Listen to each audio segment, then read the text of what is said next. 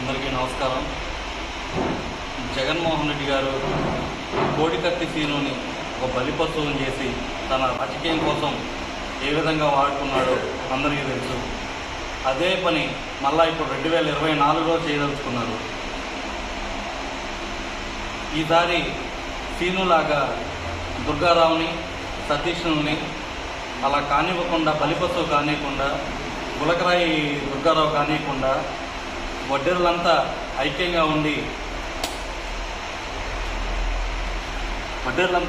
ఉండి వారిని విడిపించుకుంటాము.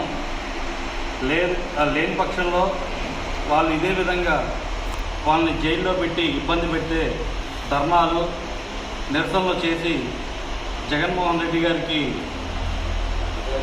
2024లో ఓటమిని తప్పకుండా రుచి చూపిస్తామని తెలియజేసుకుంటున్నాం.